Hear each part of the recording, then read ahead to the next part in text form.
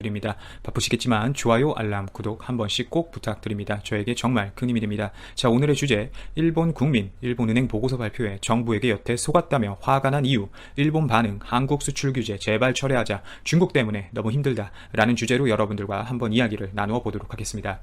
일본은행의 공식 보고서가 확인이 되면서 현재 일본 시민, 재계 등에서 파문이 일고 있습니다. 이번 보고서는 경기 판단 등에 관해 상대적으로 보수적이고 신중한 관점을 유지해온 일본 은행도 한일 관계 악화가 자국 실물 경기에 미치는 영향을 인정하기 시작했음을 시사한 것으로 풀이되는데요.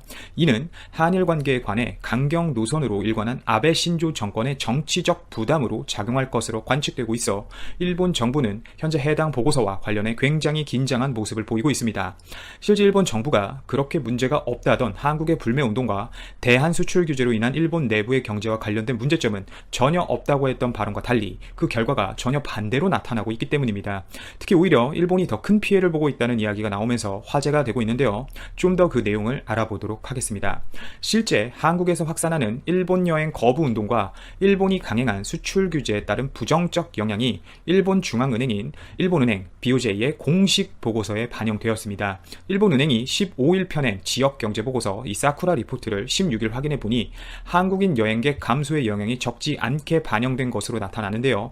가장 큰 피해를 입고 있는 부분은 첫째로 역시 관광업이었습니다. 예를 들어 대마도 시내에서 한국인 단체 손님의 취소에 의해 숙박 손님이 격감한 것 외에 나가사키 시내에서도 8월 후반 이후 취소가 증가하는 것으로 보인다는 나가사키 숙박업계의 평가가 보고서에 반영된 것입니다. 뿐만 아니라 홋카이도, 삿포로의 행정기관은 최근 한일 관계의 영향에 의해 주로 단체 손님을 받는 호텔이나 여관 등에서 손님 수 감소의 영향을 크게 받고 있다고 진단했는데요. 일본 관광 문제는 이뿐만이 아니었습니다. 한국인으로 인해 소도시도 영향을 받고 있다는 점이 주목을 받고 있는데요. 특히 이런 소도시들은 지방 은행들과 함께 저금리의 대출 상품들을 갑자기 속속들이 내놓고 있고 뿐만 아니라 지역 경제 활성화 방안을 위해 긴급히 자금 확보를 하는 특이한 모습을 보이고 있습니다. 특히 이젠 한국인 여행객이 상대적으로 적은 가나자와 지역도 향후 상황에 대한 우려를 표명해 버렸는데요. 가나가와 지역 숙박업계는 최근 한일 관계 의 영향에 의해 한국인 숙박객의 취소가 증가하고 있다. 숙박객의 전체에서 한국인이 차지하는 비중은 그렇게 크지 않기 때문에 지금은 영향이 한정적이지만 이런 상황이 장기화될 것을 걱정하고 있다. 어찌 되었건 우리의 손해이기 때문이다 라고 밝혔습니다. 이는 결국 아무리 적은 관광객이라도 분명 일본 관광산업에 도움이 되는 부분이 있음을 시사하는 바입니다. 그런데 이런 상황에도 불구하고 일본 측은 또 언론 통제에 들어갔는데요. 일본 정부 대변인인 이 스가 요시히데 관방장관이 19일 일본 방문 한국 여행객의 감소 상황과 관련해 한국과의 관계 개선 언급 없이 미국과 중국의 관광객이 증가했음을 강조해버린 것입니다.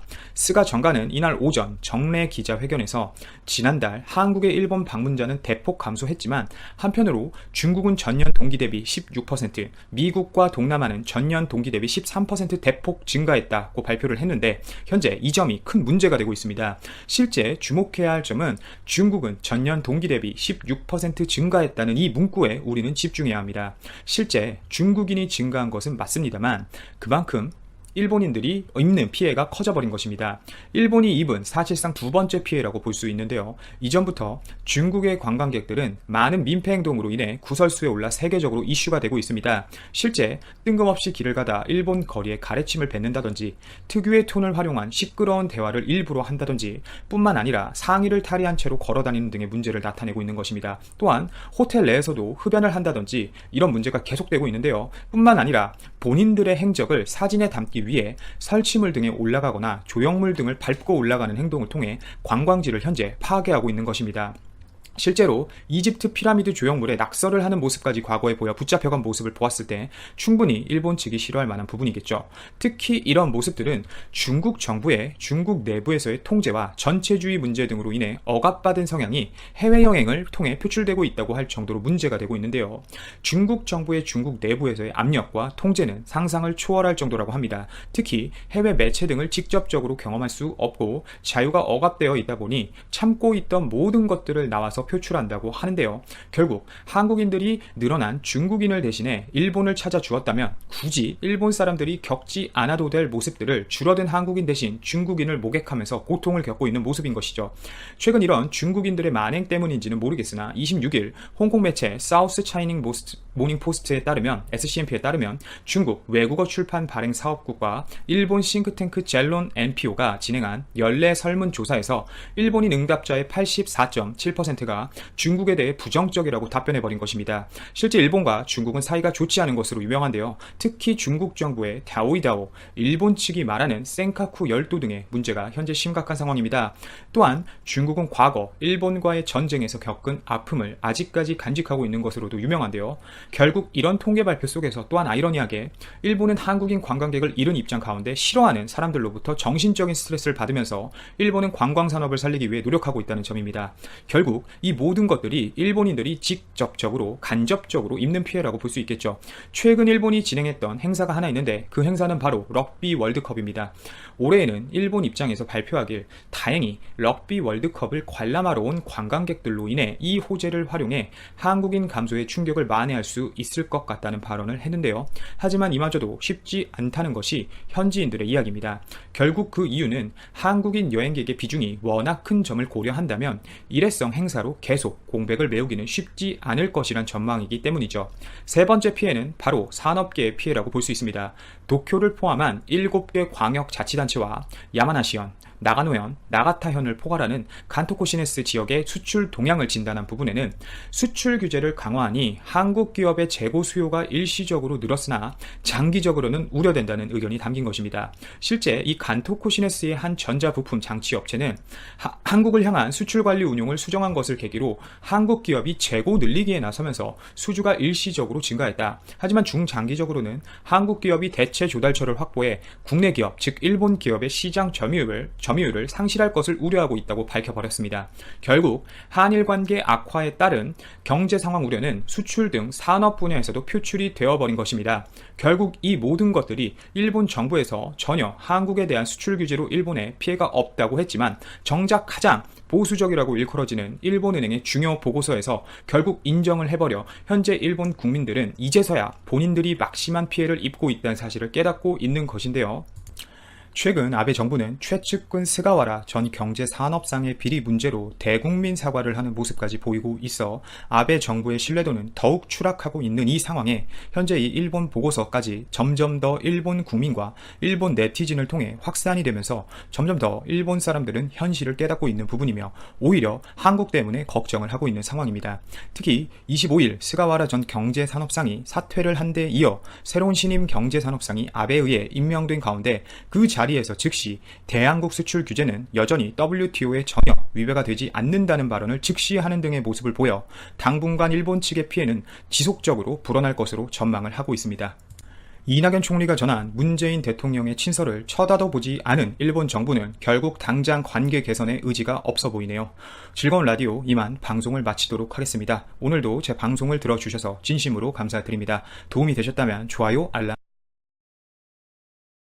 는 길거리에 쓰레기가 없어 깨끗하다입니다.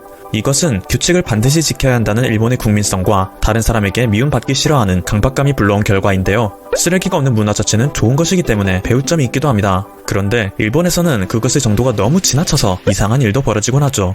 얼마 전까지 일본에 태풍이 여러 차례 강타를 했을 때 일본의 많은 곳에는 홍수가 나서 길거리에 물이 가득했죠. 그런데 이런 상황 속에서도 일본의 언론에서는 한동안 태풍이 지나간 후 일본의 모습을 보고 외국인들은 일본인이 우수한 혈통이라는 것을 확신했다 라는 기사를 쏟아내 충격을 안겨줬습니다. 바로 이 트위터 글에 기반한 것이었는데요. 태풍이 지나간 후 일본의 모습 정말 놀랍다. 페트병이나 담배꽁초 등의 쓰레기가 전혀 보이지 않아. 마치 수영장 물과도 같잖아. 이 기사를 접한 일본 네티즌들은 사스가 일본이라면서 자화자찬했는데요. 그 물이 빠지고 나서 이렇게 됐다는 것에는 아무 말도 하지 못했죠. 아무튼 이렇게 쓰레기에 집착하는 일본의 문화 속에서도 네티즌들의 공분을 산 일본의 방송이 있는데요. 2020년 도쿄올림픽을 준비하면서 일본 당국에서는 거리의 미관을 위한다는 명목으로 쓰레기통들을 치워놨습니다. 하지만 막상 올림픽이 가까워지자 쓰레기통이 부족하다는 의견이 나오고 있는데요. 한 방송사에서 이것을 위한 해결 방안으로 외국인 관광객들을 즐겁게 하기 위해서 여성 자원봉사자들에게 게이샤 분장을 시키고 쓰레기통을 메고 다니게 하는 것이 최고의 방법이다 라고 주장한 것이죠. 일본 내에서 여성의 인권이 얼마나 밑바닥인지 알 수 있는 부분인데요. 우익 성향이 강한 투채널 커뮤니티에서조차 인간의 존엄성은 어디 있나, 관계자들이 모두 사이코패스다, 지능과 지성이 존재하는 건가? 살아있는 쓰레기통이네 라며 맹비난을 하고 있는 상황이죠.